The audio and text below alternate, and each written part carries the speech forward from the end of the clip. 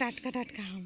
কাঁচা আমের সিজন শুরু হয়ে গেছে, তাই গাছ থেকে টাটকা টাটকা আম পেড়ে নিয়ে কি করব এমন ভাবতে ভাবতেই মাথায় এলো আম পান্নার কথা। ঝটাপট আমগুলোকে ধুয়ে ভালো করে পরিষ্কার করে বসিয়ে দিলাম গ্যাসের আগুনে।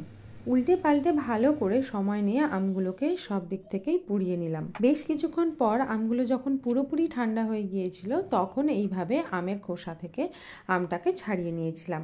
তবে যদি সময় কম থাকে সেক্ষেত্রে আমের গায়ে একটু তেল মাখিয়ে পোড়ালে আম থেকে আমের খোসাকে খুব সহজেই ছাড়িয়ে ফেলা যায়। তো এদিকে সবগুলো আম থেকে এবারে পাল্প বের করার পালা। সেক্ষেত্রে তোমরা চামচ ইউজ করতেই পারো, বাট আমি এটা হাত দিয়েই করেছি, তাতে করে সময় অনেক কম যায় আর পাল্পটাও খুব সহজেই বেরিয়ে আসে। এইবার আমাদের নিয়ে নিতে হবে একটা মিক্সিং জার। তাতে অল্প পরিমাণ আমের পাল্প দিয়ে তার সঙ্গে দিয়ে দিয়েছি একটু পুদিনা পাতা, বিট নুন আর সামান্য পরিমাণ চিনি দিয়ে একসঙ্গে ভালো করে মিক্সিতে পেস্ট করে নিলেই রেডি আমাদের আম পান্না। আর হ্যাঁ, বলে রাখি, অনেকেই এই আম পান্নায় একটু ঝাল ঝাল ফ্লেভারের জন্য কাঁচা লঙ্কা অ্যাড করে থাকে।